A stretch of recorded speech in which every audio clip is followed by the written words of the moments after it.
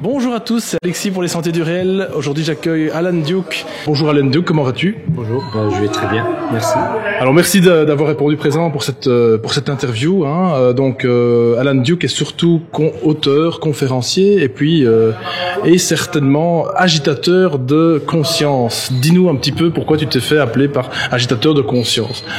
Tout simplement en disant que c'est un terme qui m'est apparu comme ça d'une certaine manière, puisque bien sûr j'écris des livres, je donne des conférences, mais au-delà de ça, surtout, si on a la possibilité de me rencontrer, entre guillemets, et surtout pour les personnes qui ne sont pas forcément dans ces sujets métaphysiques, ésotériques et compagnie, et aussi tout ce qui est alternative par rapport à un monde, une structure de monde qui serait plus juste, etc.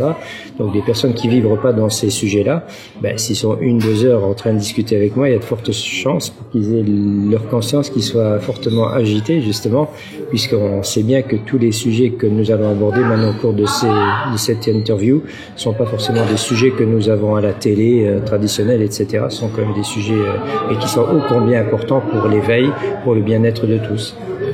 Et toi, depuis combien de temps tu t'es éveillé? Comment est-ce que ça t'est venu finalement? T'es quand même relativement jeune, si je puis m'exprimer ainsi. Et puis voilà, donc t'as dû quand même avoir un déclic à un moment donné. Je suppose que ça arrive pas forcément à tout le monde, bien que autour de nous on voit de plus en plus d'éveil de conscience, c'est vrai. Mais chacun a son rythme, comme je le dis toujours.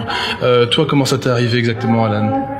Disons que je pourrais même donner une date exacte, c'est-à-dire c'est le 24 mai 2000, à la naissance de mon fils. On va dire qu'avant, j'étais un gars qui, comme beaucoup de personnes, ne se posait pas trop de questions. Il vivait au jour le jour, il avait une vie convenable, etc. Mais à partir du moment où je deviens père, tout d'un coup, il y a dans la réflexion quelque chose de très important qui s'éveille, c'est-à-dire le futur, l'avenir pour nos enfants, etc. Donc c'est là où je vais commencer vraiment à observer le monde différemment. Et puis un livre qu'un homme m'a transmis qui s'appelle Les sociétés secrètes et leur pouvoir au XXe siècle, qui s'appelle aussi le livre jaune, qui est connu, qui était paru aux éditions Félix. Donc c'est un livre que j'ai lu en une traite comme ça. Où, pour moi, je ne savais à l'époque, je ne savais pas ce que je lisais. Est-ce que c'était de la science-fiction ou bien est-ce que c'était quelque chose de bien réel, quoi. Mais ce qui est sûr, c'est que ça abordait des sujets déjà qui étaient très spéciaux par rapport à ce qu'on nous propose à la télévision. Et donc, comme ça, de fil en aiguille, j'ai commencé à m'intéresser, à faire des lectures de livres. J'ai une énorme bibliothèque, on peut dire une grande bibliothèque, mais par contre, je n'ai pas beaucoup de romans dans ma bibliothèque. Ce sont surtout des essais de personnes qui essaient d'expliquer certaines choses.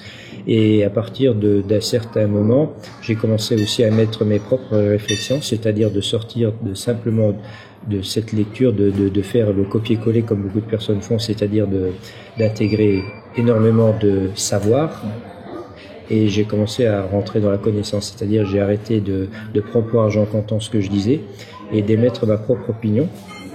Et là, j'ai commencé à construire un puzzle énorme, et ça va faire maintenant presque 15 années donc je suis dans ces sujets.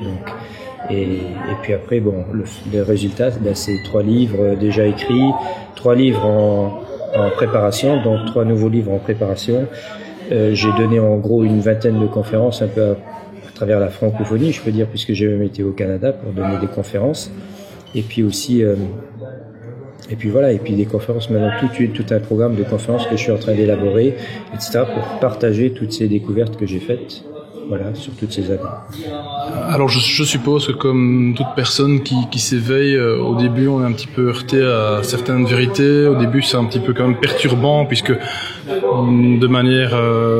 passe quand même, on va dire, d'un état à l'autre, donc de l'ignorance, si je puis dire, à la connaissance, puisqu'on est quand même assez fort brimé dans le sens de l'ignorance. Bon, on ignore ce qu'on veut en fait, hein. C'est pas ça. C'est que voilà, quand on veut découvrir des choses, ça arrive à un moment opportun dans sa vie.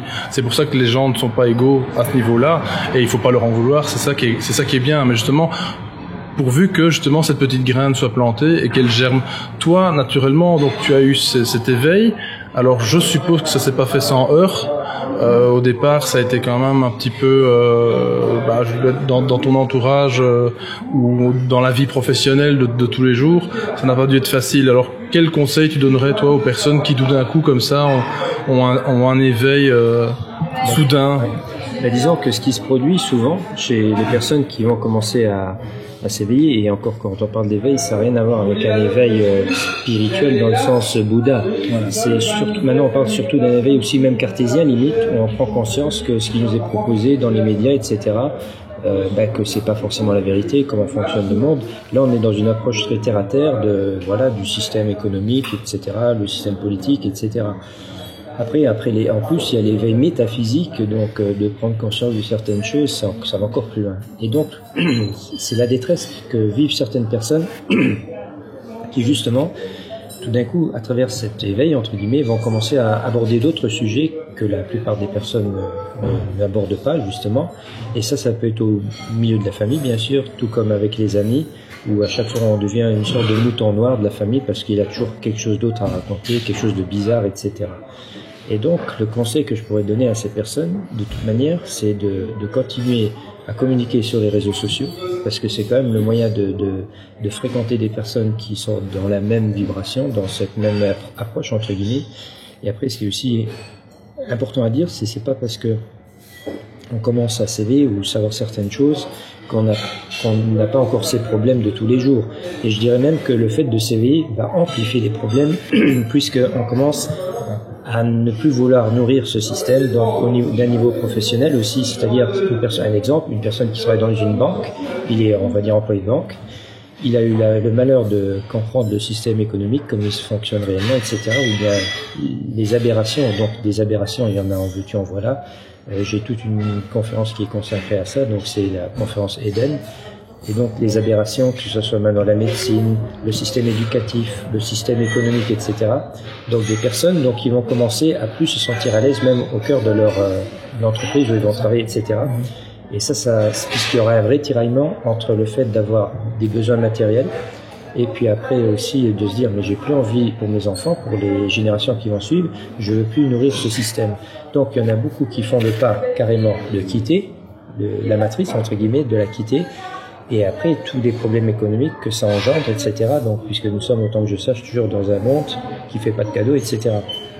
Donc, c'est de dire à ces gens, justement, c'est de continuer à communiquer en réseaux sociaux, de se mettre ensemble, de se réunir, de s'entraider par tous les moyens possibles. Si vous avez autour de vous une personne qui justement sait éveiller, qui a compris aussi qu'elle veut plus nourrir ce système et qui a des problèmes financiers, et vous avez la possibilité de l'aider, faites-le. Donc on est là pour s'entraider, puisque on pourrait même dire que si justement nous on fait pas cet effort de s'entraider, les personnes qui entre guillemets sont éveillées, la société elle est perdue, je veux dire. Donc c'est là que ça va commencer. Donc il faut surtout qu'il y ait une entraide entre ces personnes-là, qui se sentent pas seules, parce qu'il est clair qu'à un moment donné vous vous sentez bien seul, que ce soit au boulot ou bien on vous montre toujours du doigt. Lui il raconte ou elle raconte de drôles de trucs, etc. Et il y en a tellement aussi qui n'osent rien dire. Ils ont des connaissances extrêmement importantes, mais comme justement elles ne veulent pas être montrées du doigt, elles vont se taire, elles ne vont pas parler de ce qu'ils savent en réalité. Et c'est un peu dommage quelque part, parce qu'il y a peut-être parmi eux, et c'est aussi de dire à ces personnes, osez aller à la pêche, comme je l'appelle, c'est-à-dire vous prenez votre canne à pêche, vous balancez votre amorce, et vous voyez si ça tire. Vous pouvez avoir à vos côtés quelqu'un qui travaille avec vous, qui est autant passionné que vous, mais qui n'ose aussi rien dire. Donc osez un petit peu titiller pour voir, et puis si jamais ça mord pas, comme je dis, on va pas casser non plus la monture, quoi. Le sujet de cette interview aujourd'hui, c'est le symbolisme et l'histoire, parce que en fait, le symbolisme existe depuis très longtemps.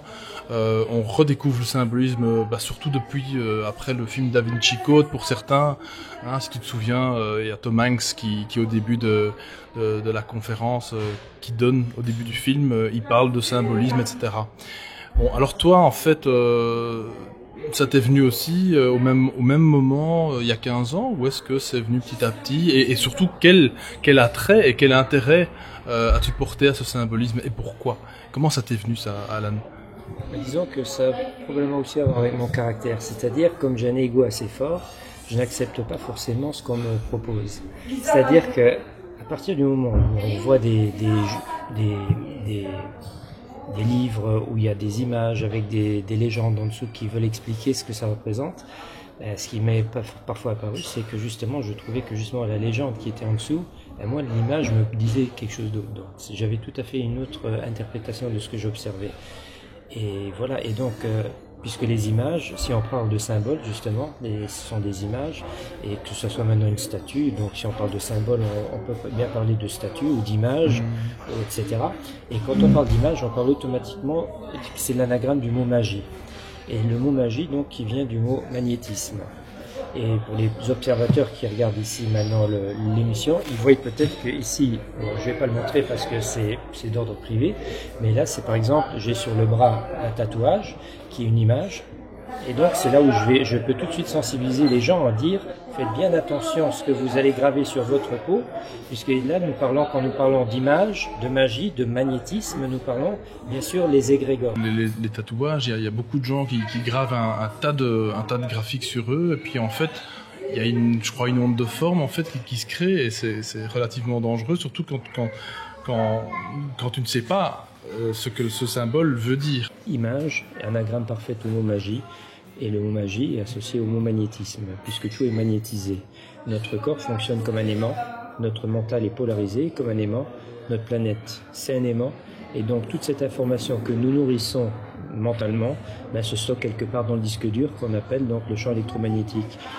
Et les images donc attirent sur la personne les images, donc le symbole va être attiré. Donc on attire la symbolique, l'information que représente l'image sur nous. C'est pour ça que moi, disons que moi qui me suis fait tatouer, je sais exactement quel symbole j'ai mis. Donc il n'y a rien qui va pouvoir me faire du mal. Au contraire, les images peuvent aider dans un processus puisque on parle bien sûr de magie blanche, de magie noire, etc. Et maintenant, pour vous décrire, donc j'ai un dragon et un phénix qui sont gravés donc sur ma peau. Alors une fois quand je dis à une personne un dragon, elle m'a tout de suite dit mais c'est le diable le dragon. Je dis attends non, tu vas déjà chez les Asiatiques, tu auras tout à fait une autre version du dragon, et tu vas aussi chez les Amérindiens, etc. Le Quetzalcoatl, donc le dieu amérindien, et c'est tout sauf un démon. Il va au contraire même civiliser l'humanité, etc. Donc après pour comprendre le dragon, il va falloir vraiment suivre mes recherches où j'explique largement ce que représente l'homme qui se bat contre le dragon, etc. Et donc le dragon, donc on pourrait aussi dire le démon, dragon, démon, comme par hasard, le mot démon c'est le verlan et l'anagramme de monde.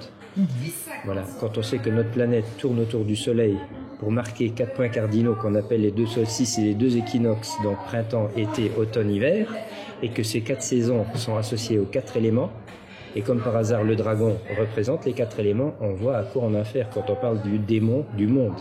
Donc on a tout à fait une autre vision du symbole. Et après, le problème c'est les images, c'est-à-dire les égrégores qui sont donc stockés au-dessus de nous. Nous attirons sur nous l'équivalent de notre propre vibration, puisque effectivement il existe aussi une version du dragon qui est nourrie, qu'on appelle le diable entre guillemets. Il y a certaines personnes qui vont nourrir cette partie noire, on va dire, du symbole. Donc on peut dire l'égrégore dragon dans son sens négatif existe aussi. Mais comment est-ce que moi je vibre? C'est-à-dire justement c'est ça qui va faire la différence. Si moi je vibre moi-même bas, c'est-à-dire dans les peurs, dans les craintes, etc. Là, je vais attirer cette partie-là de l'information du dragon. Par contre, si je vibre haut, dans ce qu'on appelle la joie, le rire, l'amour, donc automatiquement, j'aurai tout à fait une autre information qui va arriver sur moi et qui va m'influencer, qui va me nourrir, entre guillemets. Donc, au niveau des symboles, un symbole très récurrent, on va dire, surtout si on parle justement des égrégores, de la façon que nous avons de capter de l'information. Alors on prend par exemple, puisque l'approche aussi métaphysique, on va dire alchimique, bon maintenant on va pas forcément rentrer directement dans ce sujet-là, ce serait trop long, mais donc c'est une approche aussi artistique, donc logiquement le mot inspiration prend tout son sens. C'est-à-dire qu'avant d'essayer de comprendre ce qu'on a intégré comme information, on l'inspire, et dans le mot inspirer, il y a le mot spire, la racine, il y a le mot spire à l'intérieur. Pourquoi je vous dis ça? C'est parce que donc nous avons le mot spirituel, spirale, et bien sûr aussi spiritus en latin. Donc il y a le spire qui est toujours caché là-dedans. Donc nous parlons bien de l'esprit qui va par inspiration donc capter une information. Et là le symbole, donc puisque nous parlons de symbole, la licorne, qui est donc la licorne, la corne qui lie, Mais quoi? C'est-à-dire, c'est comme s'il y avait le plan matériel qui va être lié à un plan spirituel, entre guillemets. Et donc, la licorne qui a donc une corne sur le front, qui tourne en spirale, qui est associée à la Lune, donc le satellite qui tourne autour de la Terre, qui a une influence magnétique autour de la planète. Et donc, ils ont, dans les temps anciens, ils ont pris justement ce symbole pour représenter justement cette particularité que nous avons, donc de pouvoir capter de l'information, et tout ça, ça va se... Après, si maintenant, bien sûr, j'enfoncerai la licorne dans la tête de l'animal, on tombe tout droit sur la glande pinéale, qui est donc une glande quand même qui est magnétique. Donc apparemment, c'est comme si ce serait justement cette glande qui est l'antenne relais qui nous permet de capter les informations donc, qui sont autour de nous. Oui, donc finalement, ce que tu es en train de dire, c'est finalement pas de regarder le symbole en soi, la forme, mais plutôt le fond, et laisser guider son intuition à ce que ce symbole, parce que je suppose que le symbole qui est le même pour tout le monde, qui apparaît en tout cas pour tout le monde, visuellement en tout cas, ne va pas forcément vibrer de la même manière chez tout le monde. C'est là où je disais donc l'influence des autres, c'est-à-dire une personne qui a une basse vibration, donc qui était dans les peurs, dans les craintes, aura son interprétation, donc automatiquement nous aurons comme légende sous un symbole un démon, etc. Alors que peut-être c'est tout à fait quelque chose d'autre, surtout s'il y a une volonté même de cacher certains secrets. Donc ne pas tomber dans l'influence de ce qu'une personne a raconté, mais de simplement observer le symbole et de le laisser nous parler, c'est-à-dire en faisant le vide dans sa tête, et c'est-à-dire nous sommes plus alors dans une forme de savoir, et on entend bien le mot savoir, c'est les choses que nous voyons, ça, les choses, ça, voir, ou voir ça, en verlan, et nous rentrons dans une forme de connaissance, c'est-à-dire puisque nous avons tous la connaissance infuse en nous. Et les personnes qui commencent tout doucement à faire ce processus alchimique que j'appelle donc l'alchimie spirituelle, ils arrivent tout doucement à transcender tous les symboles, etc., de comprendre vraiment ce qui est caché derrière ces archétypes que nous avons créés d'une manière parfois même inconsciente, mais c'est comme si ce serait notre âme qui nous aurait guidés à créer ces symboles pour qu'un jour nous puissions même les comprendre par une voie exotérique avec notre conscience tridimensionnelle, donc notre partie mentale. Et c'est là tout le travail à faire, c'est d'une part d'abord de faire un énorme travail sur soi, parce que je parlais au début, je disais bien que j'avais un ego très fort, mais j'ai travaillé sur cet ego, c'est-à-dire j'ai gardé que la belle partie de cet ego, c'est-à-dire il n'a plus le droit de m'empêcher de continuer d'évoluer, etc. Mais il est toujours là pour me défendre, malgré tout. Si j'ai des personnes qui pensent devoir m'agresser, même parfois verbalement, je me défends. Je ne fais pas partie de ces personnes spirituelles, entre guillemets, qui disent non, tout est parfait, et puis tapez-moi dessus, et puis, etc. Donc si une personne pense devoir m'attaquer, j'ai aucun souci, moi je suis toujours prêt pour débattre, sans se battre, mais qui viennent avec de l'argumentation. Donc c'est ça la seule chose que je demanderais. Et c'est là où l'ego joue encore son rôle, mais il y a quand même un énorme travail à faire sur l'ego. À partir du moment où je commence à voir que mon ego peut être une barrière, un frein à mon évolution, à mon éveil, là il joue pas son rôle. Et c'est là que donc il faut faire ce premier travail. Et c'est là où quand je commence toutes mes conférences, je prends le mot par exemple français, puisque je donne une très grande importance à la langue française. Dans le français, on entend bien que c'est une personne franche, c'est le français. Et être franc avec qui? C'est-à-dire si on est en quête de vérité, la vérité absolue, c'est-à-dire puisqu'il y a autant de vérité, on va dire des raisonnements, il y en a autant qu'il y a d'humains sur Terre. C'est-à-dire chaque personne peut émettre son raisonnement. Et parmi tous ces raisonnements, il y a une vérité qui est cachée quelque part. Après, il est vrai que tout le monde possède une part de vérité. Il y a aussi parmi ces gens des personnes qui ont déjà de gros morceaux de vérité, qui ont déjà fait un beau puzzle, donc ils ont vraiment déjà une belle image, puisqu'ils ont pris du recul pour avoir une vision globale de la chose. Et donc cette franchise, donc on doit avoir, pour commencer, c'est avec soi-même. Et c'est là où donc pour moi le processus alchimique qu'on doit faire sur soi-même, l'alchimie spirituelle, c'est d'abord, avant de commencer à trouver la vérité, essayer d'être vrai avec soi-même, de voir même ses tâches, ces problèmes qu'on a en soi, qu'on a compris, de les transcender, de les transformer, transmuter, comme on dit en alchimie, d'être aligné, de s'aligner spirituellement, d'être bien droit comme une lame. Et c'est là que c'est intéressant de voir la légende du roi Arthur, puisque il est assez juste, puisqu'il faut savoir aussi que le mot justice juste. Donc être juste, c'est être droit dans sa tête quelque part. Donc le roi Arthur, il est assez droit dans sa tête pour pouvoir extraire la lame, l'épée, mais la lame, c'est là que se trouve l'âme. Donc il va extraire la lame du rocher. Et là, on est vraiment aussi de nouveau dans tout ce travail d'alchimie. Donc c'est-à-dire puisqu'il y a des travaux à faire, il faut travailler. Donc, et puis c'est pas pour rien qu'il est entouré de 12 chevaliers, puisqu'on retrouve récurremment toujours ces 12, que ce soit les 12 travaux d'Hercule, les 12 astropôtres, comme je les appelle, les 12 apôtres autour du Christ, les 12 constellations du zodiaque, c'est-à-dire 12 travaux qu'il faut faire sur soi pour justement avoir cet alignement et pour rentrer dans la sagesse, donc pour avoir la pierre de la sagesse, donc la pierre philosophale. Et là, on comprend que l'alchimie spirituelle, c'est une approche purement spirituelle. Donc, qui va avoir un impact aussi sur sa vibration intérieure.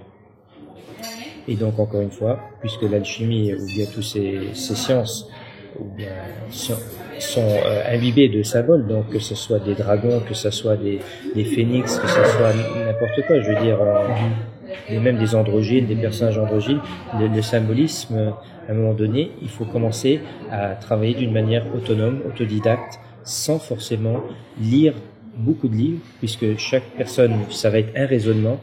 Parfois, on a aussi affaire, bien sûr, à des initiés, des personnes qui avaient des connaissances, qui avaient été transmises, mais ce sont encore des raisonnements de personnes qui sont extérieures à nous. Alors que si je fais un travail d'autodidacte, et que j'ai fait ce travail sur moi, donc automatiquement, les symboles que je vais observer vont m'envoyer une information qui est en lien avec ma résonance intérieure. Et là, après, quand on fait, d'abord, c'est une voie, au commencement, c'est une voie artistique, c'est-à-dire comme un artiste, je m'amuse, et l'amusement est hyper important, de pas le faire avec trop de sérieux, entre guillemets, c'est-à-dire il faut que ça reste quelque chose de léger, et pas quelque chose de lourd, et c'est aussi le contraste par rapport à ma façon de fonctionner, c'est-à-dire je ne m'impose aucune règle, puisque quand on parle de règles, on est dans le monde cartésien tridimensionnel de l'homme incarné, alors que de l'autre côté, là où se trouve notre âme, nous sommes dans un monde où il n'y a aucune règle, tout est là, donc c'est-à-dire il n'y a pas d'espace-temps, il n'y a pas de gravité, il n'y a pas de dualité. Donc je me laisse simplement inspirer. Je surfe justement comme un surfeur sur les vagues quantiques de la connaissance et j'intègre en moi toute cette information qui va tout doucement commencer à se décanter et à créer une image. Et là, et puis donc après je dis toujours ce que je propose, ça va être mon raisonnement. Et peut-être que derrière ce raisonnement il y a une vérité, mais ça va être les personnes qui vont m'approcher, qui vont s'intéresser à mes recherches, qui vont après trancher, qui vont dire c'est étrange, mais ce que tu dis, ça résonne en moi. Donc raisonner, et là on entend aussi bien sûr que les mots la raison, AI, et le raisonnement, donc au niveau de la résonance, donc surtout pour des personnes, des personnes qui raisonnent aussi, donc on voit toute la symbolique, c'est-à-dire il n'y a pas de hasard, donc tout est quantique autour de nous. Donc après les bonnes personnes, comme par hasard, commencent à se réunir, à se retrouver, puisqu'ils qui se ressemblent s'assemblent, surtout au niveau des vibrations, et automatiquement on est sur la même résonance, sur la même fréquence, donc on s'attire.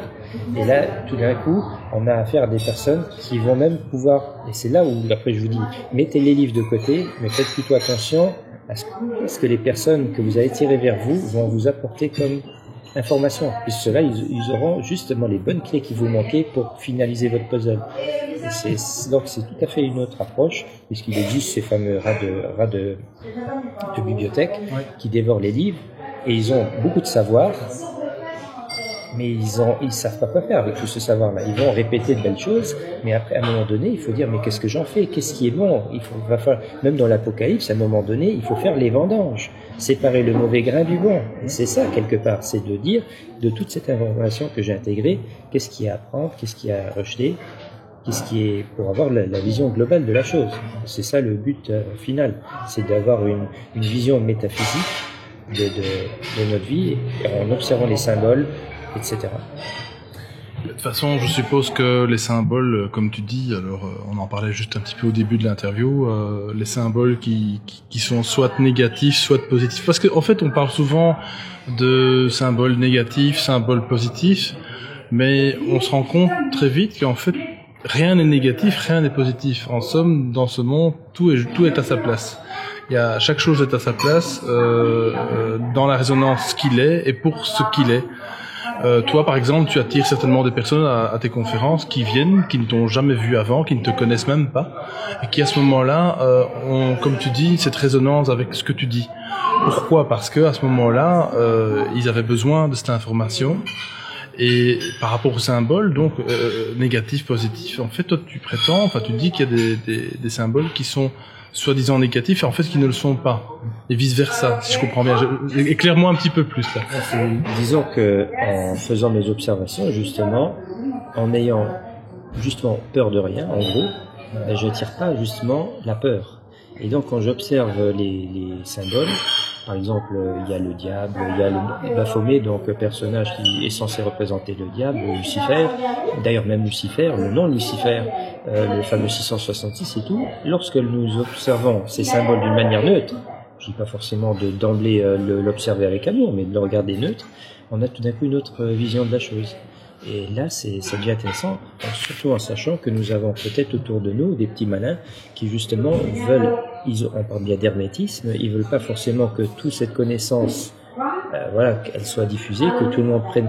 Et ceci est une question de contrôle sur les esprits, etc. Donc automatiquement, ils vont détourner la signification du symbole, ils vont la détourner.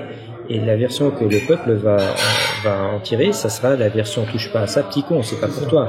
C'est le diable, on n'y touche pas. Alors que si je mets mon nez dedans et tout d'un coup je commence à faire une synthèse de ce que j'observe, waouh, j'ai plutôt même tout à fait le contraire, quelque chose de hyper important pour justement cette transcendance, cette transformation alchimique, entre guillemets, qu'elle peut m'apporter en ayant vraiment conscience. Et là, bien sûr, je vais te donner un exemple, le fameux 666, donc qui est quand même une valeur ô combien sulfureuse, puisque on l'associe au démon, au diable. Au démon, je redis encore une fois démon, en sachant que c'est l'anagramme du mot monde.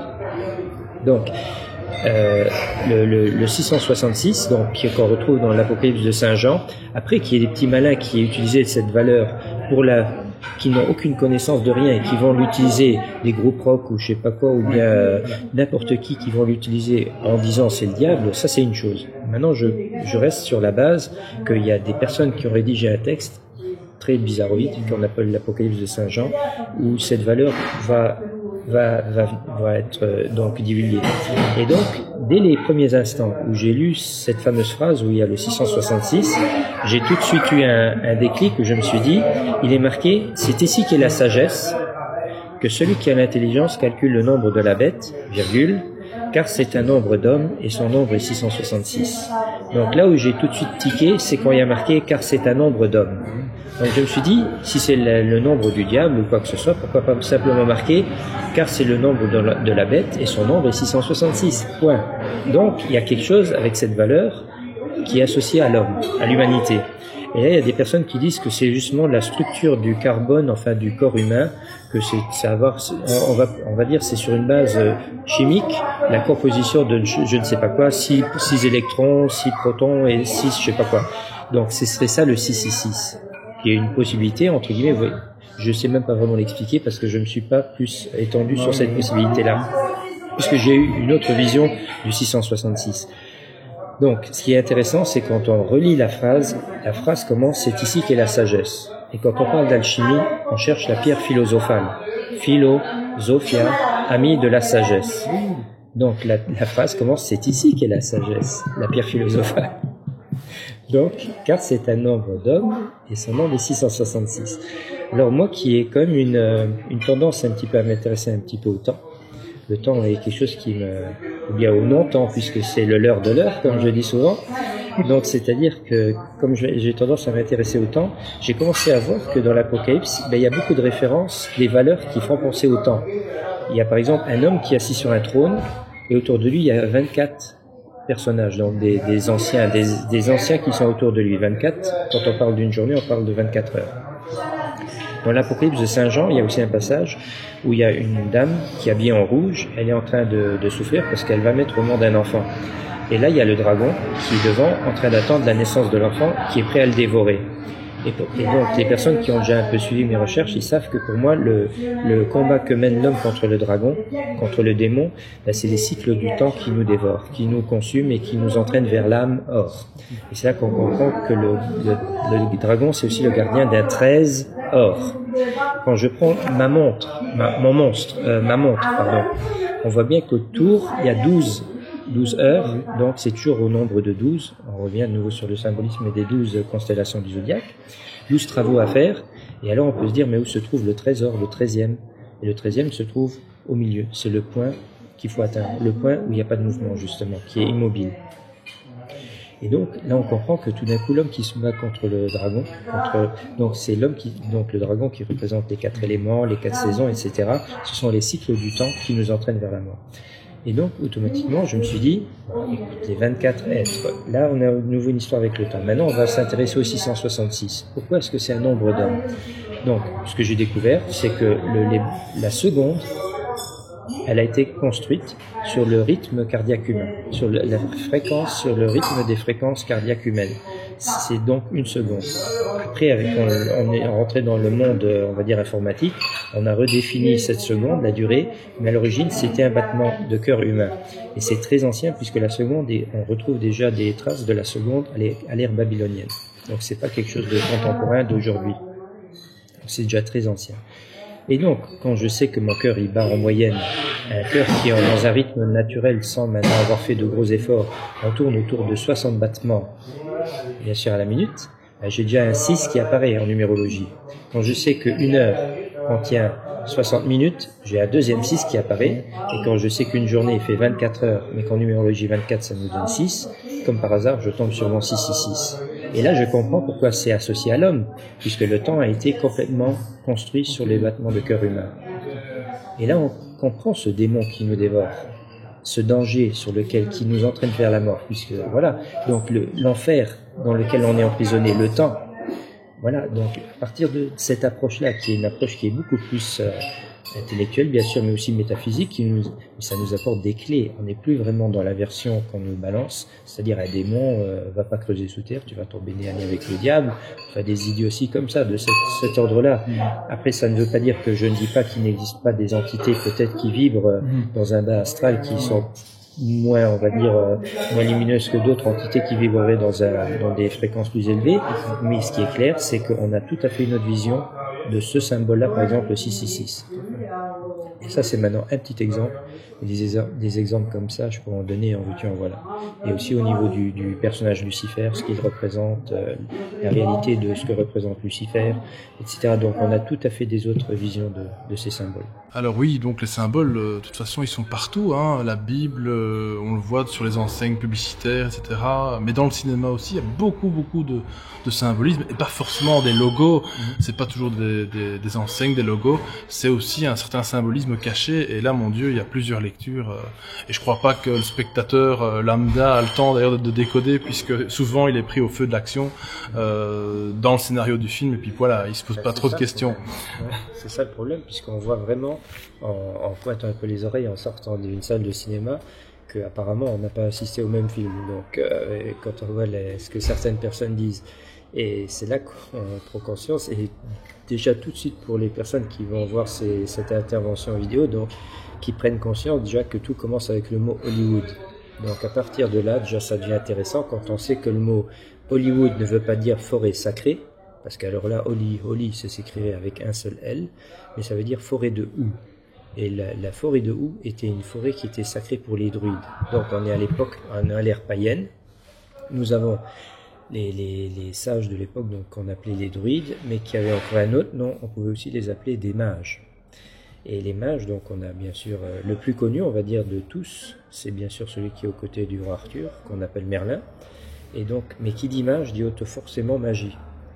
Et quand on parle de magie, on parle forcément d'image, puisque c'est l'anagramme au mot image. Donc on retourne de nouveau dans le monde du magnétisme, et donc Hollywood est une allusion à ça. Et donc on peut s'imaginer que certaines élites qui sont imbibées de connaissances métaphysiques et ésotériques, ils avaient déjà même mise sur la peinture. Donc si nous prenons les grands de la Renaissance, donc ils avaient déjà quelque part, ils transmettaient de l'information, déjà c'était de l'image, sauf que c'était une image par siècle, alors que maintenant on parle de 24 images à la seconde, mais là c'était une image pour l'infini, donc puisque c'est un seul tableau, et bien sûr dans la littérature aussi avec les grands classiques imbibés de symbolisme, etc., que ce soit Lewis Carroll avec Alice au Pays des Merveilles ou bien Bram Stoker avec Dracula et j'en passe, voilà. Et donc Hollywood, on va avoir exactement ce même phénomène, et nous avons donc certains personnages de cinéma qui sont, il faut savoir les décoder, quoi. Donc à partir du moment où on commence à avoir cette lecture, ben il n'y a pas de hasard. Donc on voit bien qu'il y a des personnes qui ont une certaine connaissance qui font, et aujourd'hui plus que jamais. C'est-à-dire les films d'aujourd'hui, là depuis on va dire une quinzaine d'années, même pas, c'est une orgie de symboles. C'est-à-dire c'est comme si vraiment ils avaient une volonté de tout balancer. Mais le problème, c'est encore une fois les personnes passent à côté de. Bon, ça ne veut pas dire que sur un plan subliminal que cette information va quand même rentrer dans la conscience des personnes et que ça va quand même comme germiner à l'intérieur de ces esprits, mais c'est un processus qui est plus lent qu'une personne qui, comme nous là, toi aussi, donc on sait que quand on va voir un film qu'il y a quelque chose à rechercher là-dedans. Et donc les personnages, alors j'aime bien prendre aussi par exemple comme exemple Superman. Voilà, avant que ça soit un personnage de cinéma, bien sûr, c'est une BD qui sort en 33. Donc en 1933, on a Superman qui apparaît. Avant Superman, il y avait l'oncle Sam, donc un personnage I want you for US Army. Donc c'était Uncle qui commence par un U et Sam qui continue par SA. Donc on a USA qui est caché dans Oncle Sam. Donc c'est subliminal. Là on va dire que c'est subliminal et pas vraiment, puisque là l'intention elle est montrée directe. On vous veut pour l'armée. C'est de la propagande. C'est de la propagande, c'est un personnage comme ça. Mais ce qui est plus subtil, c'est ce que je dis, donc en 33, Oncle Sam part en pension, puisqu'il existe déjà depuis un siècle, quand même, au début du 19e, Oncle Sam qui arrive sur le marché, entre guillemets. Et là, on a en 1933 un nouveau personnage qui fait exactement le même job, il s'appelle Superman. Et si on regarde le mot Superman, on voit bien que USA est aussi caché à l'intérieur, d'une certaine manière. Mais bon, on va dire c'est plus tiré par les cheveux. Uncle Sam, c'est bien visible, USA. Bon. Puisque même ça respecte la suite. Par contre, Superman, ce que les gens savent pas, c'est que c'est une version cachée du Christ. C'est la légende du Christ qui est cachée derrière Superman. Donc nous avons quand même un père qui s'appelle Jor-El, qui envoie son fils Kal-El sur Terre pour sauver l'humanité. Et si je précise bien les deux noms, Jor-El et Kal-El, c'est qu'en hébreu, El veut dire Dieu. Et en sachant que ce sont deux juifs qui ont créé Superman. Donc c'est Jerry Siegel et Joe Shuster, donc deux personnes d'origine juive qui ont créé le personnage Superman. Et là, je ne vais pas maintenant polémiquer sur le fait qu'il soit juif ou quoi que ce soit, c'est simplement le fait de dire, si eux, ils ont donné le nom Kal-El et Jor-El à ces personnages, ils savaient que voulaient dire les racines El. Et donc, on va mettre autour de ce personnage tous les grégores du Christ, puisqu'il arrive sur Terre dans une sorte...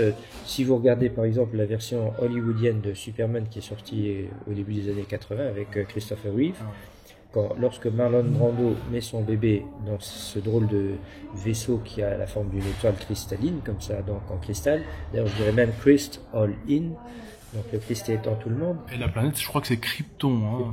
Krypton, ouais. Et donc il met son enfant dans ce vaisseau et il dit dorénavant tout mon savoir t'appartiendra, ainsi le père deviendra le fils et le fils le père. Il manque le mot amen derrière et puis on a exactement justement cet amalgame entre le père et le fils qu'on retrouve dans le christianisme. Donc il arrive sur Terre, il tombe comme une comète donc sur Terre.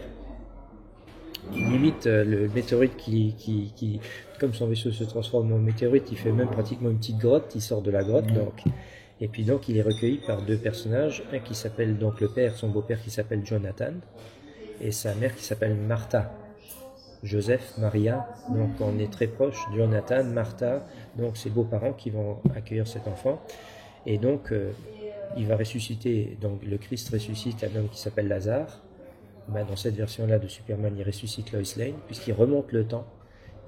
Quelque chose qui lui avait été interdit de faire, donc il remonte le temps pour qu'elle ne soit pas tuée. Et donc, son ennemi juré, il est sous terre, c'est Lex Luthor qui est dans une station de métro. Donc Lucifer, Lex Luthor, son ennemi juré. Après, là, on va dire que là, ils sont passés à côté du truc parce que quelque part, Lucifer, c'est le Christ. Bon, mais ça, je vais pas m'étendre maintenant là-dessus. Mais mais en gros, on voit bien en gros combien le symbolisme du Christ est intégré autour du personnage. Et ça va tellement loin que, par exemple, dans l'avant-dernière version de Superman, c'est-à-dire l'avant-dernière avec un acteur dont je ne sais pas le nom actuellement, je ne sais pas son nom, mais c'est l'avant-dernière version où Lex Luthor lui plante justement un morceau de kryptonite dans le flanc droit, là où se trouve le foie, bien sûr. Et donc il est blessé, et comme il est hyper réactif à la kryptonite, c'est vraiment quelque chose qui peut le tuer. C'est Lois Lane avec une pince qui va lui retirer cette kryptonite dans le flanc. Et là, j'allais dire le Christ, Superman, monte vers le soleil et va se régénérer, puisque aussi le Christ est un symbole, est un dieu solaire.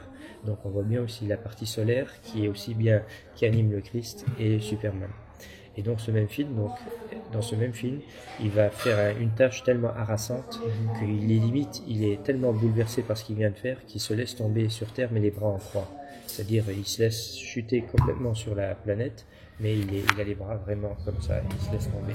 Donc on voit bien tous les symboles. Donc Hollywood sache bien que Superman est un avatar ou bien symbolise le Christ quelque part. Et donc, ça c'est la partie lumineuse, d'intégrer éventuellement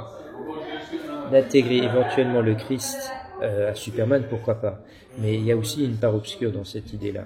C'est-à-dire que comme le personnage sort en 1933 et qu'on crée un personnage quand même qui est associé à l'égrégore Christ, les jeunes garçons, j'imagine un jeune homme de 7 ans qui ouvre son journal, puisque c'est dans un journal qu'il découvre Superman, il dit « Waouh, génial, quand je serai grand, je vais être comme Superman, je vais être Superman et sauver le monde. » Bon, maintenant, imaginons, on est dans les années 40, et là, entre-temps, le petit jeune, il est devenu un jeune adulte, et il a conscience qu'il ne sera jamais Superman. Donc ça, c'est une chose qui est sûre.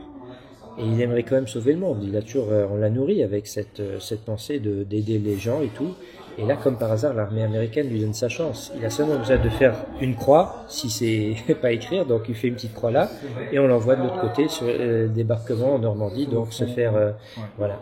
Et c'est là où on voit un petit peu le côté obscur de Superman, qui peut aussi avoir ce double face, comme toute chose, d'ailleurs comme les symboles, encore une fois. Chaque symbole possède sa partie lumineuse comme sa partie négative. Et c'est nous, de notre manière dont nous allons vibrer, qui allons soit nourrir cette partie lumineuse ou cette partie négative.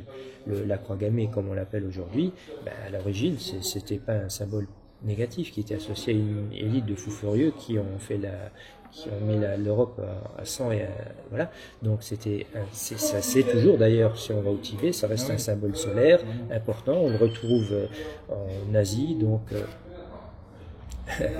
En Asie. T'as pas fait exprès. Je l'ai pas fait exprès. J'ai compris. Et comme par hasard, on le retrouve dans des temples asiatiques, que ce soit en Chine ou au Japon, je ne sais pas où, mais on voit bien au sol la svastika, comme elle s'appelle à l'origine. On le retrouve aussi donc en Inde, bien sûr, le Dalai Lama et compagnie, chez les Hopis, un peu partout chez les Romains, dans des villes romaines, on retrouve ce symbole aussi. Donc, qui était toujours un symbole qui était tourné vers la lumière, vers quelque chose de positif plutôt. Et hop, tout d'un coup, avec la montée du Troisième Reich, il l'utilise aussi. Et aujourd'hui, quelqu'un qui se fait tatouer une croix gammée, il n'y a pas de chance, quoi. Je veux dire, il est tout de suite, il rentre dans la catégorie des néo-nazis, donc.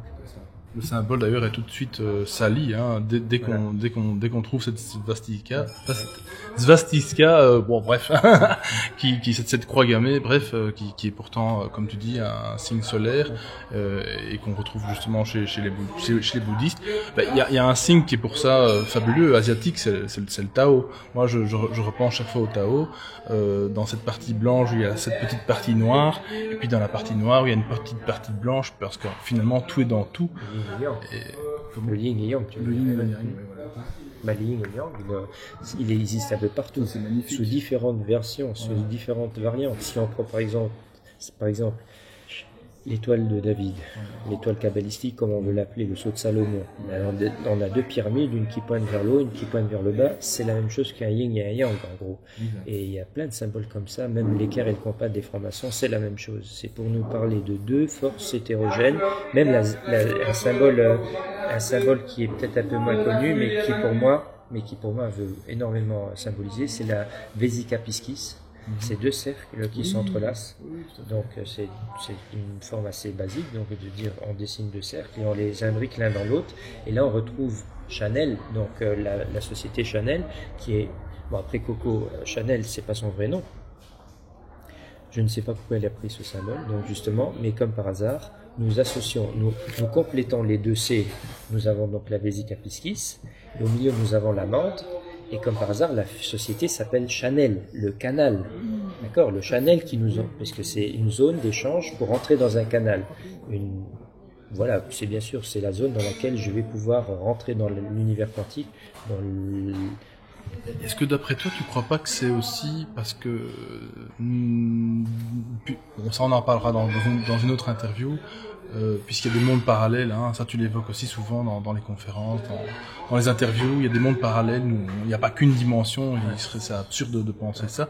Tu crois pas que c'est aussi la représentation de deux mondes qui s'entrecroisent? Est-ce qu'on n'est pas justement, pour l'instant, on parle souvent de paradigme, hein, de changement de paradigme, et justement cette frontière qui est toute fine entre notre monde finalement très cartésien, 3D, etc., matériel, et puis ce monde spirituel dans lequel de plus en plus de gens apparemment retombent, puisqu'on a besoin de se recentrer à ce niveau-là. Est-ce que tu ne crois pas que ça représenterait éventuellement les deux mondes qui s'entrecroisent? Oui et non, c'est-à-dire c'est vraiment ça, c'est-à-dire ces deux mondes qui s'entrecroisent, et d'après ma réflexion, d'après en plus réflexion miroir, l'autre monde, c'est notre double quantique, c'est-à-dire c'est cette partie de nous qui se trouve dans une autre dimension. Et comme dit Nassim Haramein, croire que notre conscience se trouve dans le cerveau, c'est comme croire que l'orchestre se trouve dans une radio. C'est-à-dire que c'est ça, ces symboles indiquent cela. C'est-à-dire il y a une partie de nous qu'on qualifie de matériel, tridimensionnel, mortel, dans la dualité, dans des règles figées, etc. Et il y a une partie de nous qui se trouve hors de l'espace-temps, c'est-à-dire qu'on appelle notre âme, tout simplement. Et c'est ça, ces deux mondes qui s'imbriquent l'un dans l'autre.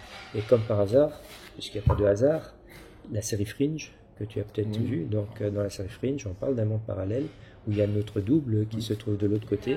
Et donc, au début de cette série, les deux mondes se battaient l'un contre l'autre, et après ils vont commencer à cohabiter pour trouver des solutions. Et c'est ça où, donc, même à un moment donné, Walter Bishop, il montre une image où on voit les deux terres qui rentrent une dans l'autre et on voit la Vesica piscis symbolisée. Donc, encore une fois, Hollywood, et si je dis ça, c'est pas pour rien. Donc, c'est-à-dire que quand même la CBS Fox, qui a pour symbole un œil, qui voit tout, on est dans le monde des initiés. Fox, en symbolisme F, 6e lettre de l'alphabet, O, 15e lettre de l'alphabet, égale 6, X, 24e lettre de l'alphabet, égale 6 encore une fois, donc 666, on a affaire à des initiés, et quand la CBS Fox diffuse une série comme Fringe, donc il faudrait peut-être un peu la regarder d'une manière un peu plus, de nouveau avec le décodeur. Et donc c'est vrai que c'est ça, donc et même l'homme de Vitruve nous montre la même chose, il nous montre deux hommes imbriqués en un seul homme, un qui touche un cercle, un qui touche un carré, donc le carré c'est la matière, le cercle c'est l'esprit, c'est là où les deux se rejoignent. Et là, je vais vite juste faire un lien, puisque quand même cette intervention parle de symbolisme, c'est de faire tout de suite le lien entre l'homme de Vitruve et justement l'équerre et le compas des francs-maçons. Puisqu'avec avec un équerre, je vais dessiner une forme qui sera rectangulaire, un carré par exemple, donc le carré que touche l'homme de Vitruve, et avec un compas, je dessine un cercle. Donc je retrouve donc ce symbolisme donc de parler de la matière d'un côté et de la partie spirituelle. Et c'est pour ça que quand je prends l'équerre et le compas, au milieu, on découvre souvent la lettre G. D'accord ? Et la lettre G, symboliquement, c'est aussi comme s'il y avait quelque chose qui rentrait à l'intérieur de quelque chose. Mais, et puis donc, il y en a qui disent que le mot G, la lettre G, c'est pour God, Dieu, ou la gnose, mais ça peut être aussi une porte, en anglais, gate. La porte qui ouvre vers quelque chose. Tant que c'est pas goat, ça va. Goat, ça c'est encore une fois pour ceux qui vivent un peu plus bas, qui sont tout le temps en train de voir le diable partout. Ça va être leur vision des choses, donc une chèvre. Donc, et puis ils n'ont pas tout à fait tort non plus, puisque la chèvre, alias Baphomet, c'est Lucifer. Mais que représente Lucifer? Et ça, c'est peut-être une discussion qu'on aura dans une autre intervention, quoi.